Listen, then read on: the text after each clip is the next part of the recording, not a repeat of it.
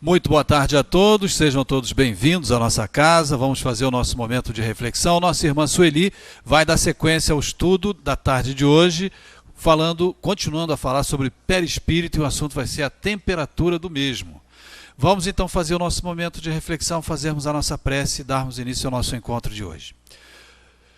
Deus, Pai de infinita misericórdia e bondade, Jesus querido amigo e mestre, agradecidos mais uma vez pela oportunidade que estamos tendo, pedimos nesse momento o auxílio do alto dos irmãos da espiritualidade para que a nossa irmã Sueli, que fará uso da palavra, possa ser bem intuída, e com certeza o será, e que nós outros, assim, possamos aprender ao máximo os ensinamentos que nos serão passados.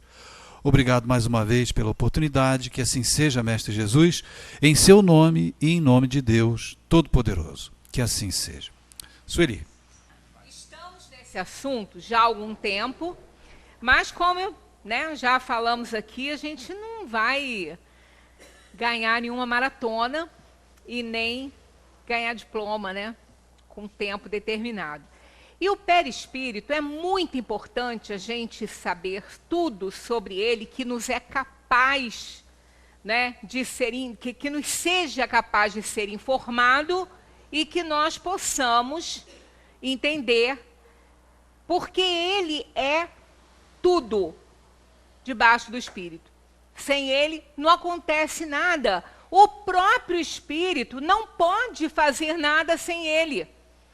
Então ele é de uma importância enorme. E às vezes, quando a gente lê alguma coisa assim, eu achei estranho numa reunião espírito vir sentindo frio.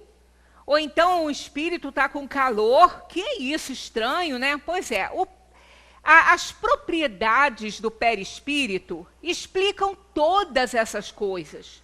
E muito mais. Então a gente não precisa correr, é importante que fique entendido.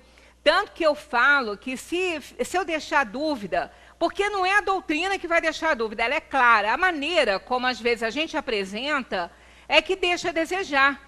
E às vezes pode gerar dúvidas. Então, se não souber responder no momento em que a pessoa perguntar, eu vou pesquisar sobre aquilo.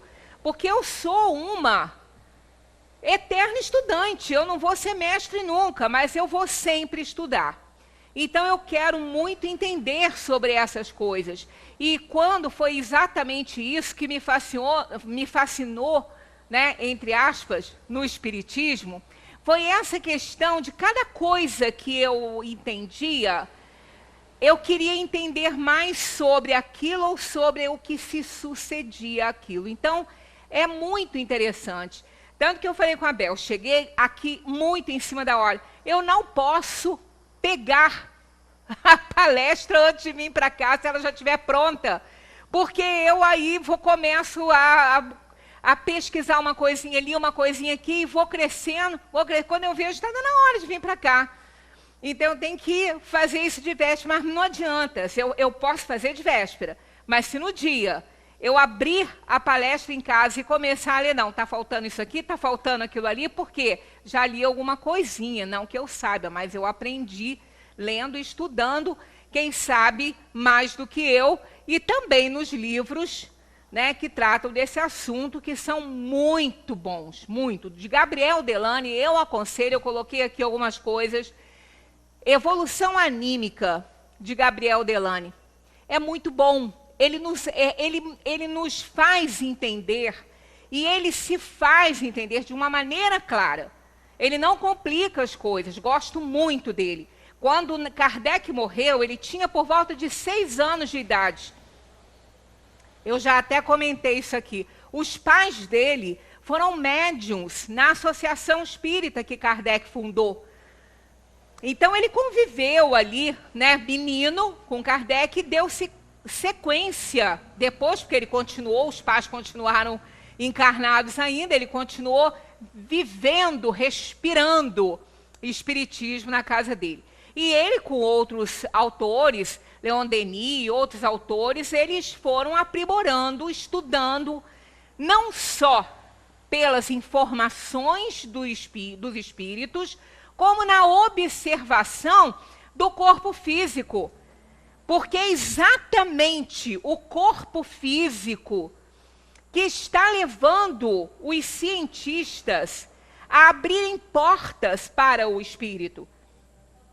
Como nós vamos ver no finalzinho deste assunto, que não será com certeza hoje, abordagens aqui feitas por Décio Iandoli, Dr. Décio Iandoli, que é um médico espírita, orador, tem 3 ou 4 livros editados, e eu vou adquirir um deles que me chamou muito a atenção, que é a reencarnação como um fenômeno biológico, porque é a matéria explicando a existência do espírito. Então, isso é importante, porque se não fosse assim, a ciência não iria nem querer chegar perto. Mas como o corpo físico está ali mostrando isso, aí o assunto é outro, o olhar para isso será diferente.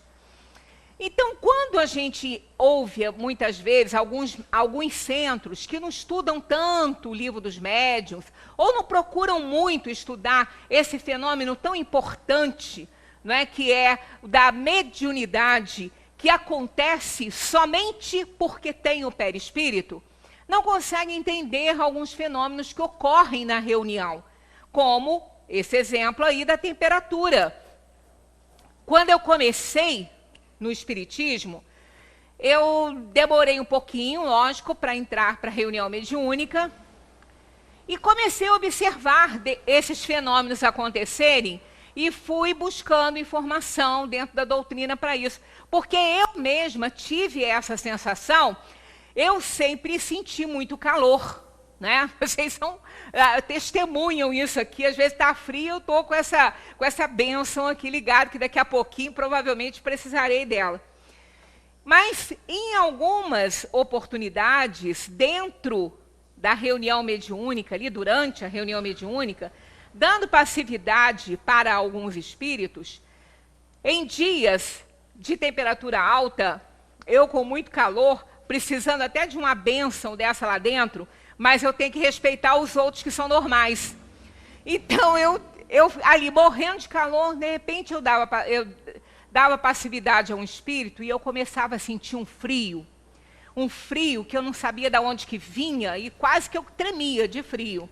E como a gente fica consciente, como eu já falei aqui, que não existe comunicação mediúnica com o médium inconsciente das suas faculdades. Não tem. A inconsciência mediúnica é outra coisa, né? É o que vocês muitas vezes são aqui e não sabem. Né? Na hora da transmissão fluídica, por exemplo, vocês podem estar sendo médiums, né, de trocar fluidos, ou melhor, de emitir fluidos para outras pessoas que estão mais carentes, por terem bastante, os espíritos que fazem isso, então eles sabem a quantidade de fluido que nós podemos distribuir. Isso é uma mediunidade inconsciente, vocês não estão nem sabendo que isso está acontecendo, mas acontece.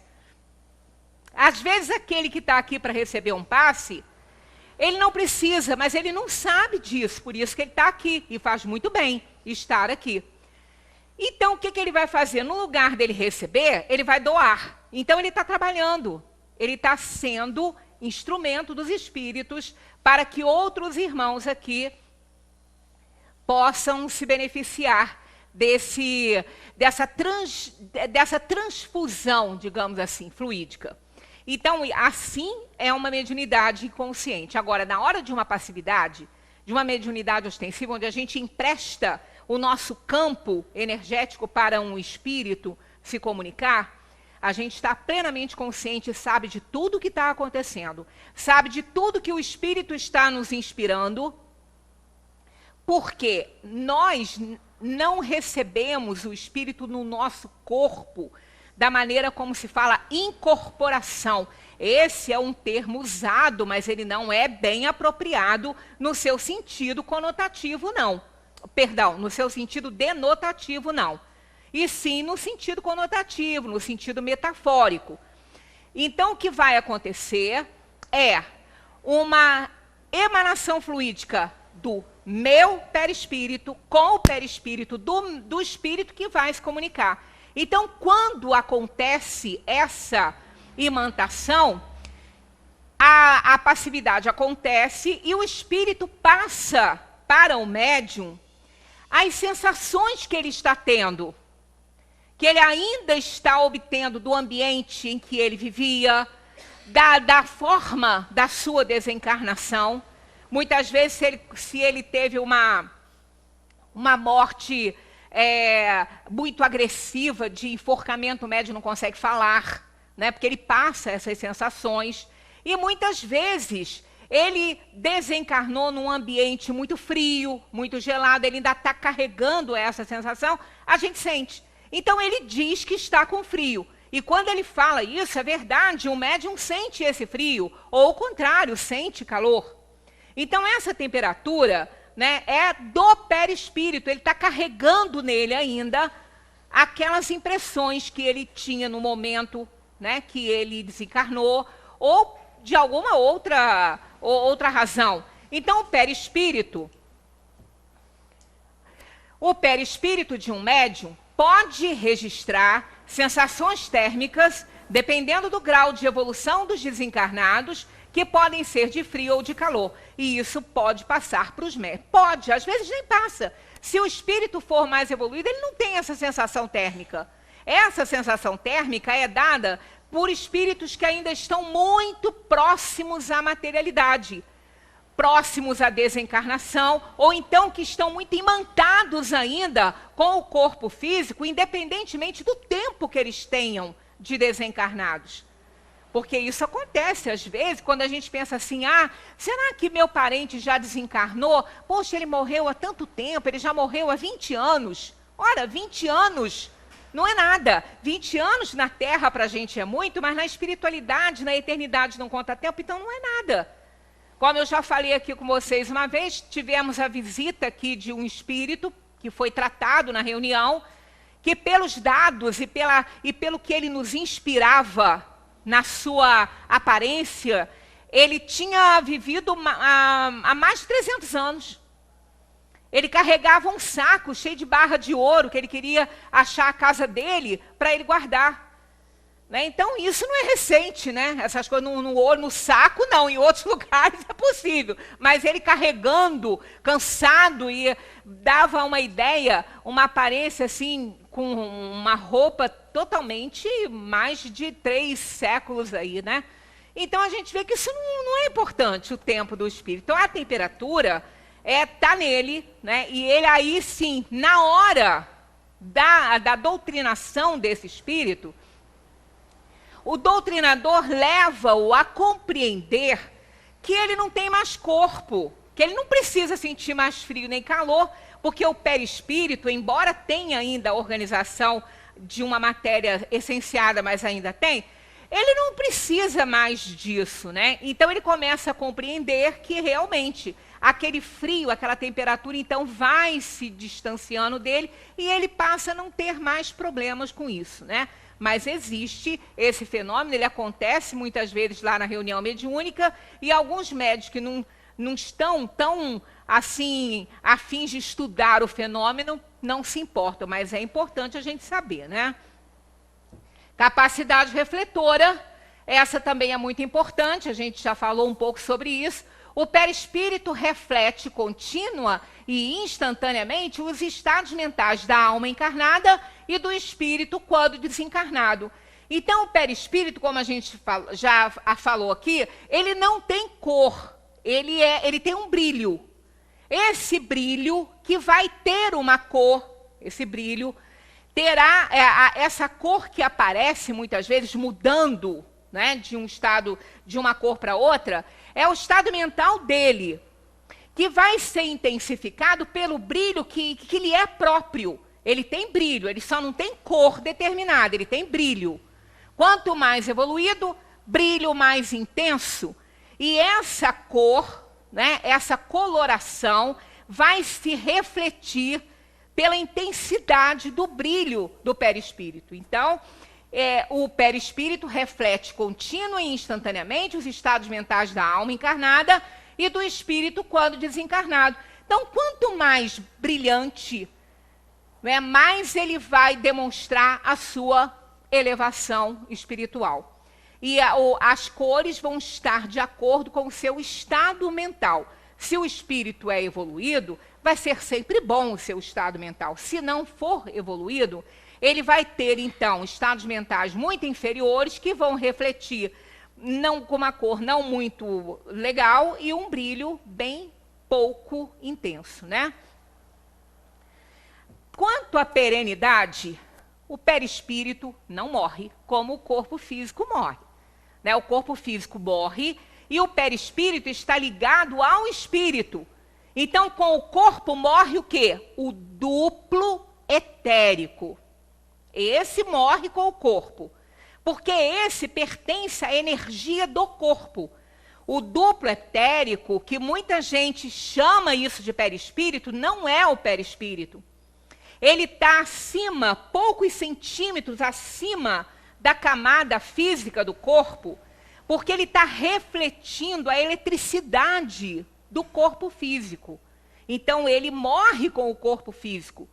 No momento em que cessam as atividades orgânicas e o corpo morreu, ele não emite mais essa eletricidade. Então, morre o duplo etérico. E o perispírito é ligado ao espírito. Esse vai com ele. Então tá aqui, ó. É indestrutível como a própria alma. Evolui com a alma, purificando-se ao ponto de se confundir com o espírito.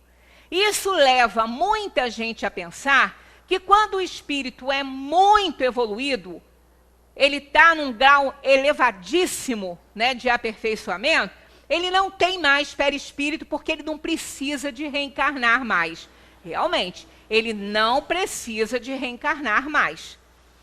Mas o espírito não precisa do perispírito somente para ele reencarnar.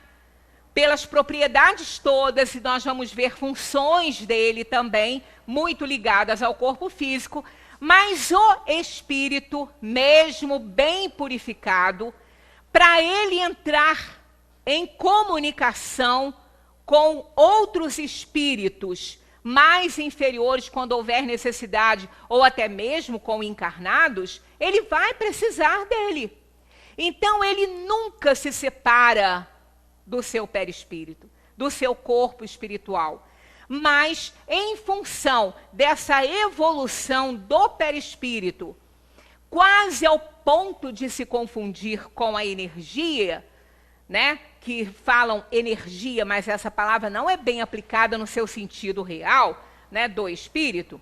Mas a emanada por ele pode ser uma energia. Ele não é. Mas o que ele emana pode ser. Porque se mistura com o perispírito que ainda tem matéria, embora na sua essência mais pura. Essa ideia é que leva uns a acharem que ele não tem mais perispírito. Mas, segundo Kardec, ele tem sim. Ele nunca se separa do corpo espiritual, porque ele precisa dele para ele se comunicar. Porque o espírito é uma flama, não é? Então, ele precisa, embora, vamos fazer um parêntese aqui, embora ele tenha, da mesma maneira que o corpo físico tem um duplo etérico que pertence a ele, a alma também tem algo que liga o perispírito a ela, se chamando corpo mental. E nesse corpo mental estão armazenados tudo que a alma é, porque é dela esse corpo mental. Ele não é muito divulgado, né, dentro das obras, ele não é muito divulgado aí, mas ele é aquele elementozinho sutil de ligação do perispírito com a alma. E ali estão armazenados o que o perispírito também carrega.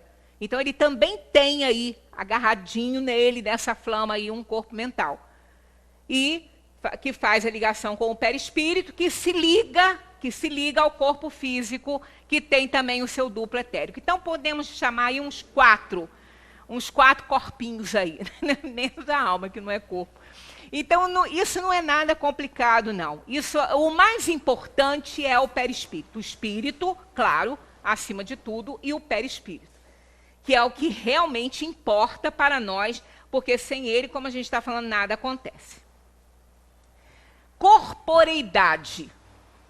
O corpo perispiritual é o resultado de uma aglutinação de recursos naturais terrestres que surge como uma estrutura quase material.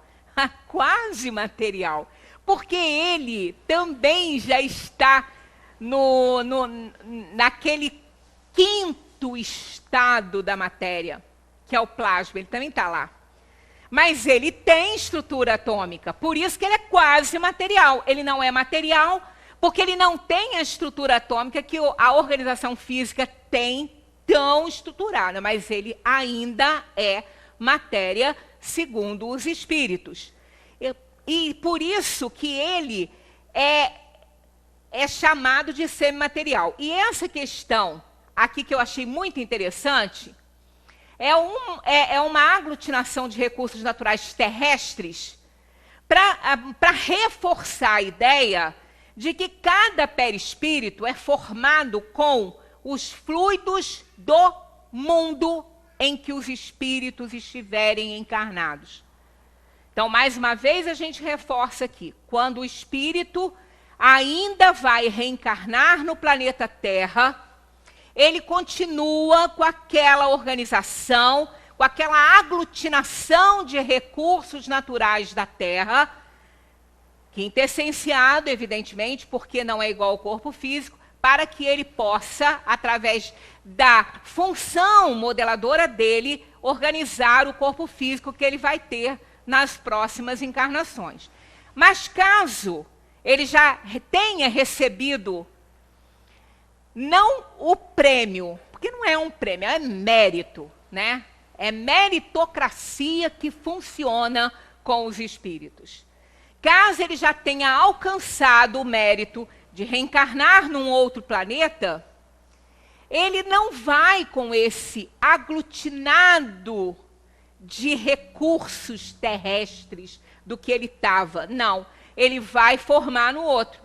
Então ele vai se desligar desses fluidos que vão retornar à atmosfera do planeta, porque pertencem a ela, embora os elementos sejam os mesmos.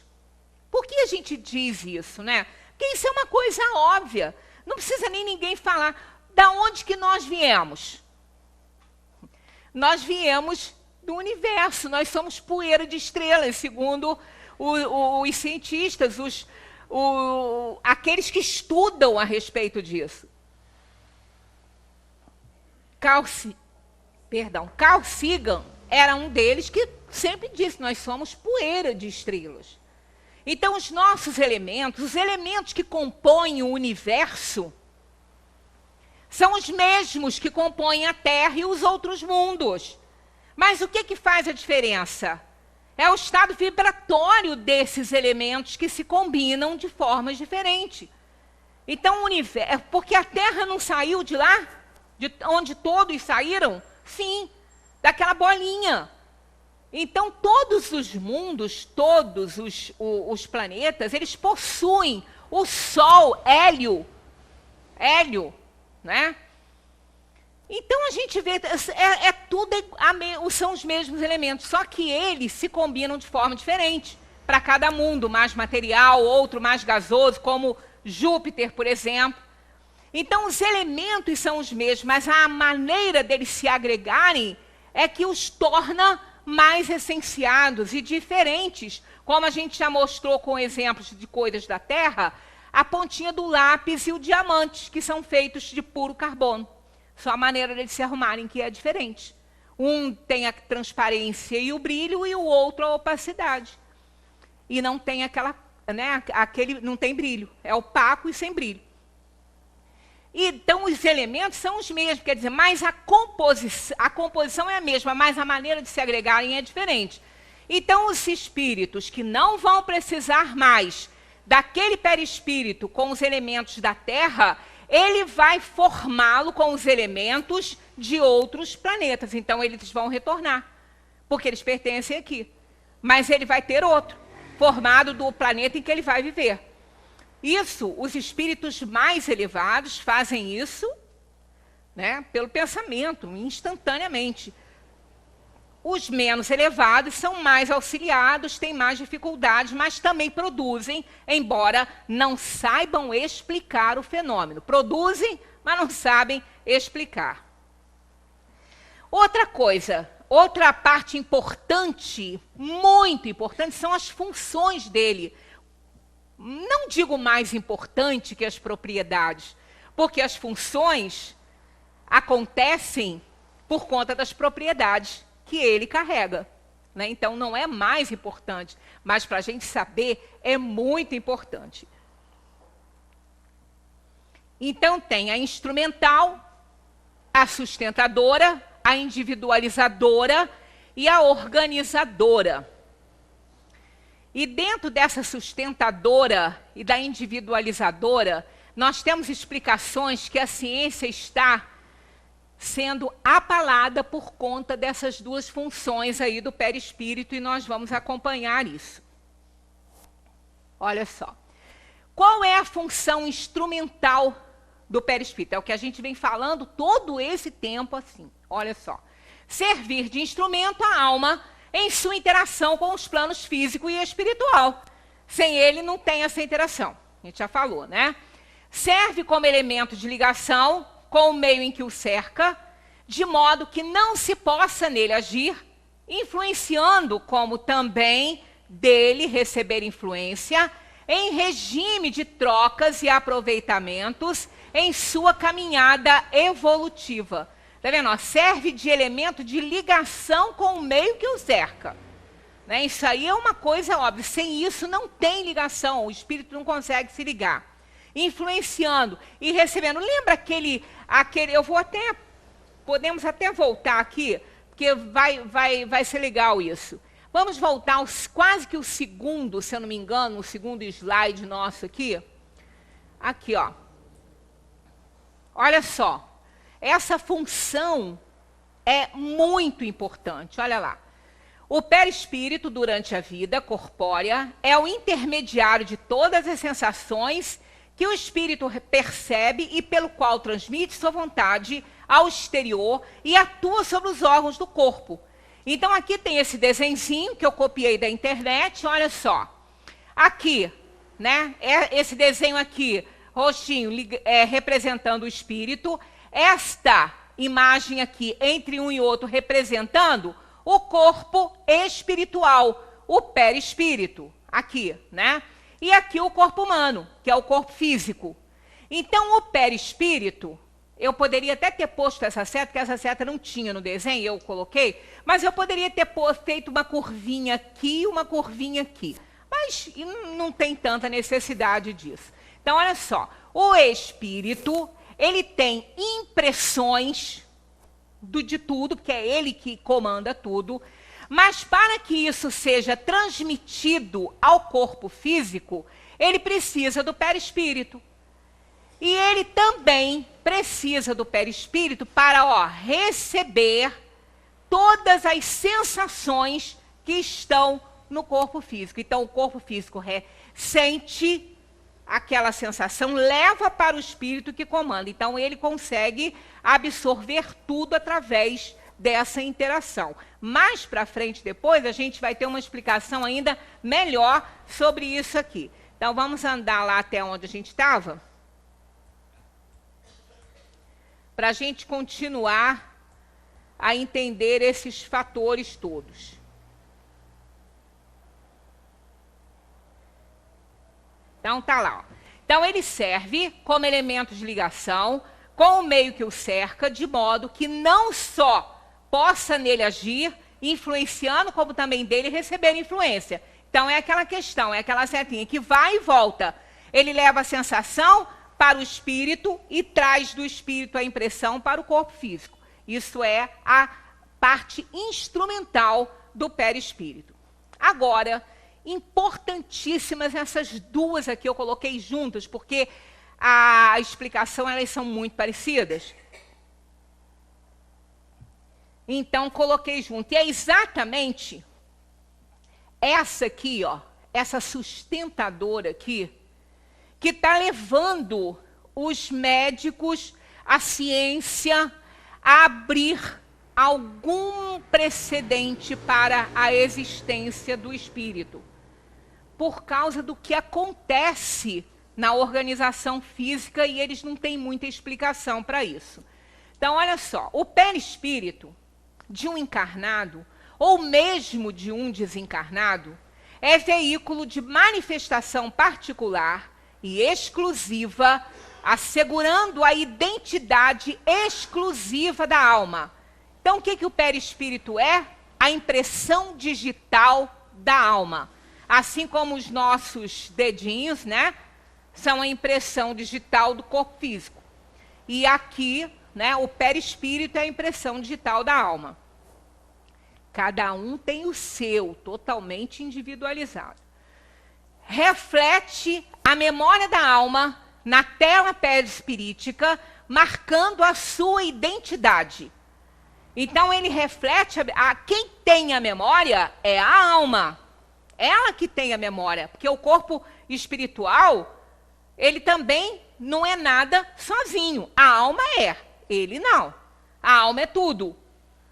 A alma é a individualidade, é a inteligência, mas que precisa desse corpo espiritual aí para se manifestar. Então, ele reflete essa memória da alma. É como se ele fosse esse espelho. Ele é o espelho. O corpo espiritual é o espelho da alma. Ele reflete a memória da alma.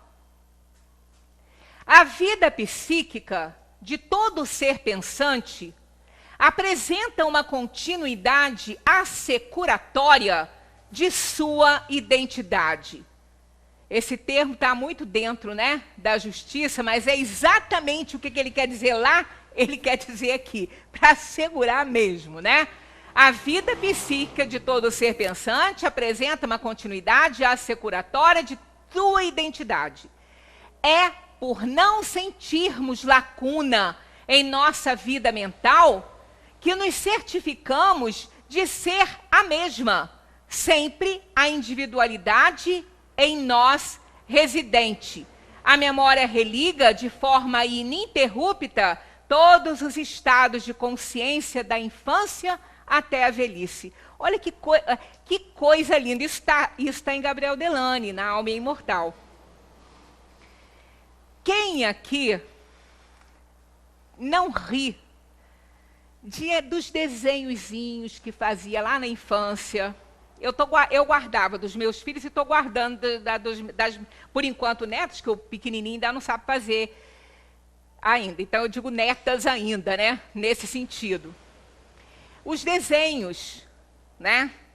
O meu filho me desenhou num desenho que ele teve que fazer para a escola. Primeiro que ele me desenhou magrinha. Ele nunca me...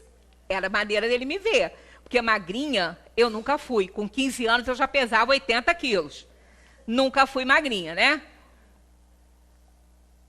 Fui até um bebê monstrinho, até. Aí, as pernas finas, que eu também nunca tive, né? Compridas. E lá embaixo, tinha um risco para o lado assim, e um outro, seguindo a perna, um risco para baixo.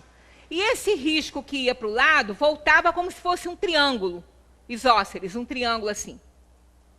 E tinha aquela coisa para baixo. Ele olhou, talvez, aquele desenho, acho que ele não achou muito bom. O que ele fez? Botou uma seta, assim escreveu, sapato de pino. Há pouco tempo, eu mostrei isso a ele. Eu falei, Lucas, olha o que você fez aqui. Ele falou, sabe que eu lembro disso? Eu lembro disso. Por que ele lembra? Porque está armazenado na sua memória. E isso não teve lacuna. Ele falou, mas ó, os próximos que eu já fiz bem mais parecido com você. Então a gente vai vendo que as coisas que nós fazíamos quando nós éramos crianças, a gente lembra perfeitamente, e depois nós vamos crescendo aquilo ali, melhorando, como nas nossas profissões. No início, a gente não é tão bom quanto depois que a gente adquire um pouquinho de experiência, que a gente vai aprendendo outras coisas. Então a gente vê que não tem lacuna, não. É direto, a coisa é intensa, a gente vai recebendo, né, aquelas informações, e aquelas informações é que vão nos ajudando a nos aprimorarmos ali no que estivermos fazendo. Então, quem garante isso é a memória que está no espírito, mas refletida na organização perispirítica. Porque é ela que reflete isso para nós. Né? Porque quando nós estamos encarnados. E quando a gente desencarna, o que acontece? Quando encarna, essas informações todas são todas não. Por isso que há a diferença entre alma e espírito. As informações liberadas para aquela encarnação vão ser impressas na organização cerebral daquele corpinho que está se formando, porque vão ser necessárias as experiências vivenciadas pelo espírito naquela encarnação. As outras vão continuar no arquivo, no corpo mental. As outras impressões, todas adquiridas em todas as vidas e todo o conhecimento adquirido, vão continuar lá no corpo mental. E no perispírito vão ser exteriorizadas aquelas ali necessárias à nossa atual encarnação. Então, elas estão lá. Aí, quando o corpinho está se formando, né, por isso que fala que tem gente que diz que a encarnação só se completa com 7 anos. Não, não é assim. Kardec fala que a encarnação se completa no momento do nascimento. Mas a organização física não está totalmente formada, principalmente no cérebro, o lobo frontal, responsável pelo raciocínio lógico. Ele ainda não está formado, ele se forma por volta de 6, 7, 8 anos. E aí se completa o círculo espírito, então. Colocou ali, já está prontinho, tudo que é necessário para que o espírito tenha a informação para a sua atual organização física, né, que ele vai levar. Então, desse jeito aí, a gente vê que quando encarna. E quando desencarna, o que acontece? O perispírito, da mesma maneira que ele fez esse depósito, ele retira. Ele retira para ele tudo que estava ali. Então, o corpo vai para o laboratório da vida, porque o corpo é apenas um instrumento, é um templo no qual a alma habita durante a sua encarnação. Ele recolhe essas informações. Inclusive, eu estou dizendo por mim, não li isso, não tenho fonte para falar, é assim, tá? Eu apenas estou deduzindo. Muitas vezes, eu não sei se vocês já leram isso, nas experiências de quase morte, né? A gente tem interesse, de vez em quando a gente lê alguma coisa.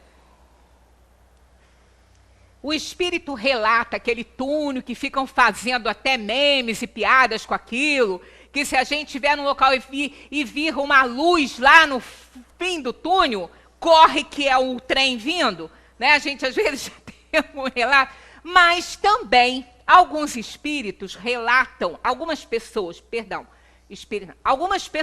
encarnadas, ao retornarem dessas experiências, relatam que viram toda a vida deles passar como se fosse um filme. Já leram isso?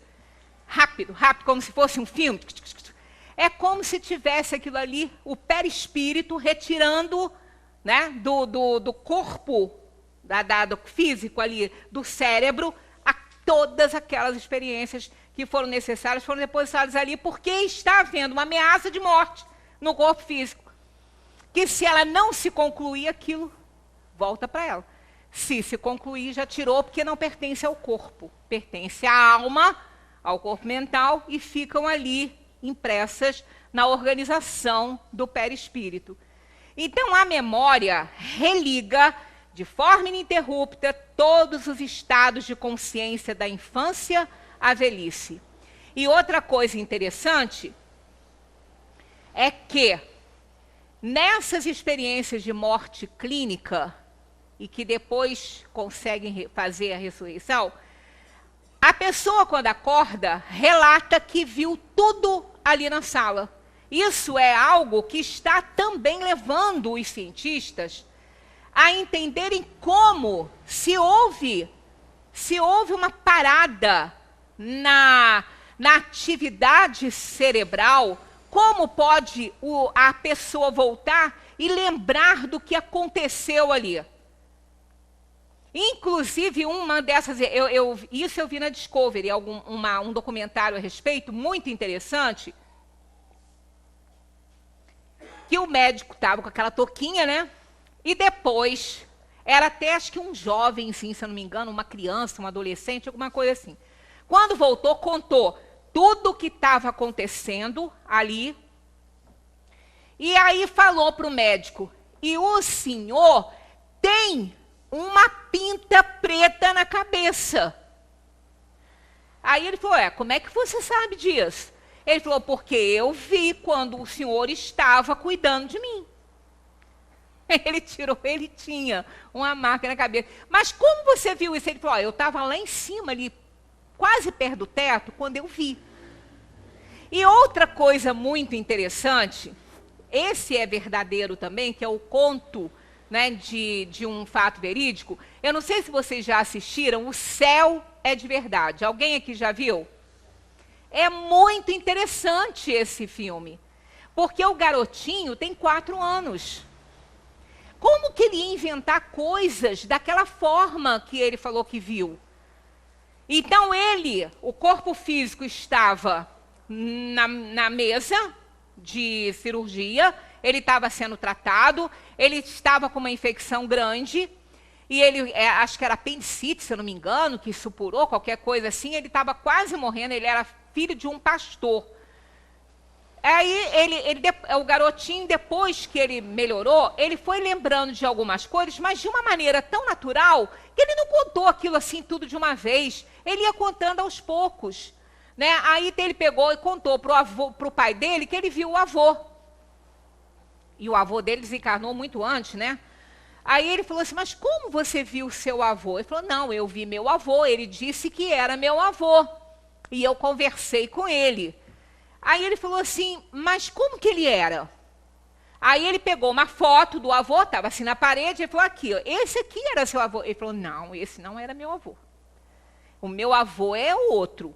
Ele falou, não, é esse que era o seu avô. Então você imaginou? Ele falou, não, eu não imaginei, eu vi o meu avô e conversei com o meu avô. Aí ele lembrou que ele tinha foto dele novo, foi lá nas caixas de foto, trouxe uma foto do avô, ainda no auge da idade, assim, jovem ainda. Aí ele falou, esse que é meu avô. Ele mostrou ele jovem. E a gente aprende na doutrina espírita que o perispírito, a gente já falou sobre isso aqui há uns slides atrás, quando ele se desvincula das impressões do corpo físico, das doenças que teve, essas coisas todas, ele renova. Não é que ele renova, ele se livra daquelas marcas que pertenciam ao corpo físico. Então não tem ninguém velho lá no plano espiritual, na dimensão espiritual, não tem ninguém cheio de marcas, de doença, disso. Todo mundo ali é saudável. Tem um corpo bom, com saúde. O corpo físico é que tinha problema. Se refletia no perispírito, que ao se desvincular das impressões que tinha e do gênero de morte que sofreu, aquilo tudo some. Ele passa a ser um espírito, né? Tá como espírito, revestido com seu perispírito, todo direitinho. Mas se ele tiver que se fazer visível na Terra para alguém que o conheceu com 100 anos, ele vai ter aquela aparência de 100 anos.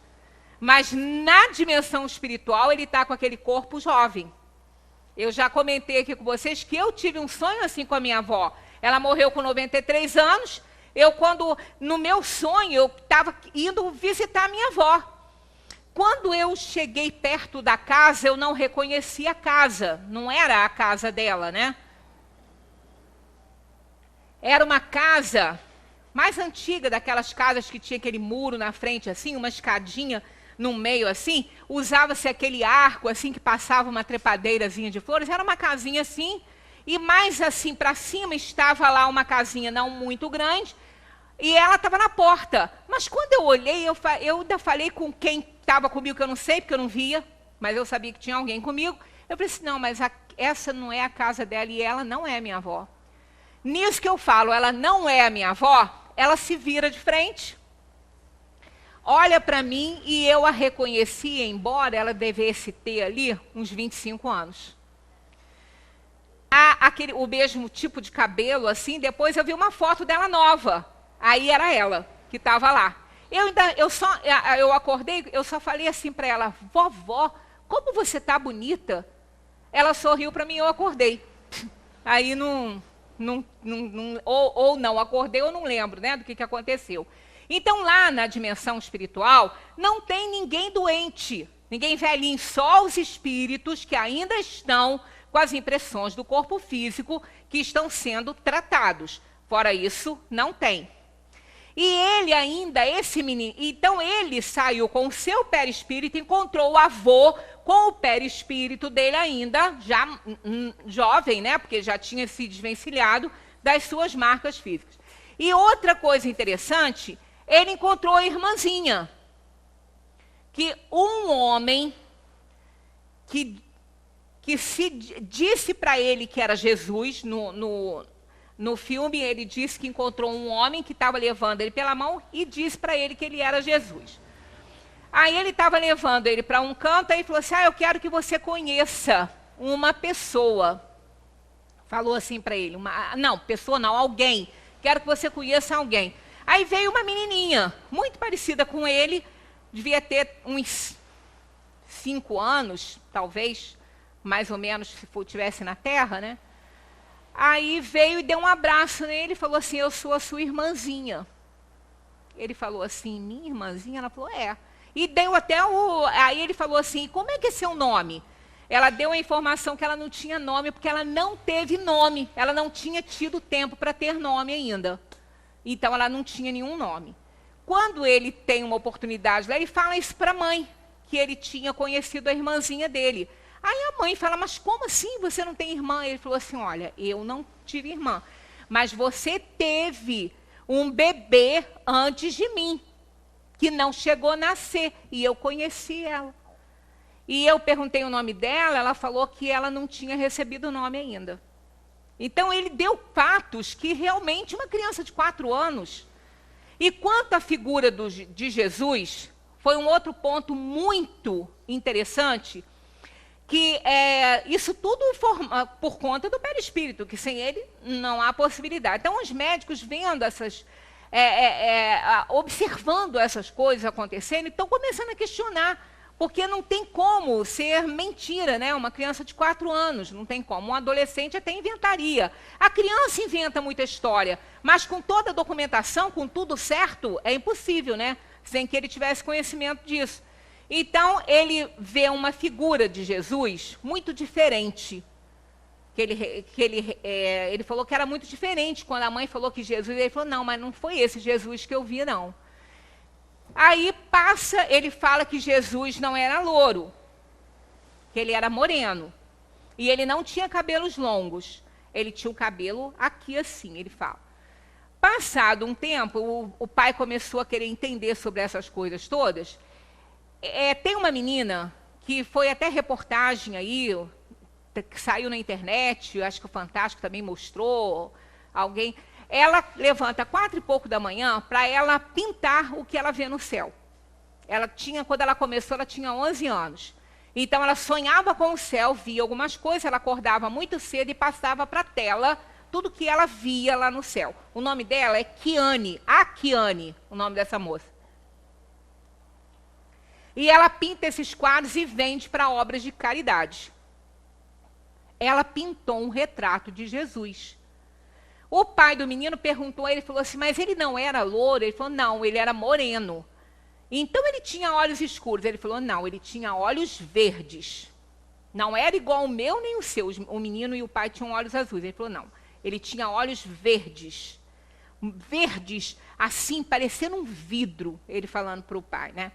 Aí o pai está pesquisando no computador sobre essa menina, quando ele quis se informar mais, aparece essa pintura que ela fez do Jesus que ela encontrou no céu, segundo ela. Aí o menino chega para falar alguma coisa com o pai, olha para a tela do computador e fala assim: pai, esse é o Jesus que me levou para conhecer minha irmãzinha. É ele. Olha como eu te falei, ele é moreno e tem olhos verdes. Ele falou, é esse aí. Então, olha casos, isso não é uma coincidência, né? Isso não tem nem como ser uma coisa errada ali, né? Não tem erro nisso. Então, essas coisas todas vão dando, que isso são funções do perispírito, né? De se colocar em comunicação, de servir de instrumento. Então, essas funções todas vão levando realmente a ciência a questionar muita coisa, né? Em que parte do ser, então, reside essa identidade? E eles dizem, evidentemente, no espírito. O Delane fala isso, né? Pois é ele que sente e quer. Então, tudo está no espírito. Mas, através do perispírito, ele recebe as sensações do corpo e leva as impressões, né, do corpo. Então, olha só. Na Terra, as faculdades intelectuais estão ligadas em suas manifestações a um certo estado do corpo e o cérebro é o órgão pelo qual o pensamento se transmite ao exterior. É aquilo do espírito colocar, né, na organização do seu corpo espiritual e ele depositar na organização cerebral, que é o órgão de manifestação mental, né? É o cérebro. O cérebro, porém, muda perpetuamente. Isso aqui que tem intrigado muito a ciência. Ó. O cérebro, porém, muda perpetuamente. As células dos seus tecidos são intensamente agitadas, modificadas, destruídas por sensações vindas do interior e do exterior. Mais do que as outras, essas células submetem-se a uma desagregação rápida e, num período assaz curto, são integralmente substituídas. E aí? Se são células substituídas e vêm células novas, elas não teriam arquivo de conhecimento, porque as células são inteligentes, elas aprendem. Um exemplo disso, muito bom, é uma doença chamada cristalino opaco. É a doença de Stevie Wonder. Ele é um cego de vistas boas, de vistas saudáveis. Mas como assim? Quando ele nasceu, ele não enxergava. Ninguém sabia o que ele tinha. Ele ficou cego, né? Não enxergavam, os médicos não conseguiam descobrir o que ele tinha. Quando ele estava mais ou menos por volta de 10, 11 anos, foi descoberta essa doença chamada cristalino opaco. O que quer dizer? O cristalino não deixa passar a luz para impressionar as células nervosas, os neurônios responsáveis pela visão. O cristalino opaco não deixa a luz passar. No que ela não passa, ela não alcança essas células nervosas, essas células não aprendem a fazer a inversão da luz para que haja a visão. São elas que fazem isso, elas não aprendem, porque elas não recebem o estímulo. Então, elas ficam burrinhas, elas não aprendem. Na época dele, que se descobriu essa doença, eles fizeram uma cirurgia e desobstruíram a passagem da luz. E a luz passava normalmente. Ela alcançava as células, ela alcançava esses neurônios, mas eles não sabiam o que eles iam fazer com ela, com a luz. Eles não aprenderam isso. Embora eles já tivessem até sido substituídos, porque a cada 7, 8 anos, todas as células são substituídas no nosso corpo, Mas ela foi substituída por outra no mesmo modelo da que estava lá. E ela não aprendeu, não pôde passar esse conhecimento para outra. Então, isso explica muito bem essa questão do aprendizado dessas células, que não se perde e vão passando para as outras. Por isso que nós, por exemplo, nós temos as células da nossa pele renovadas totalmente, todo o corpo, né, por volta de 7, 8 anos, a cada 7, 8 anos, mas elas não veem uma pele novinha, esticadinha de bebê.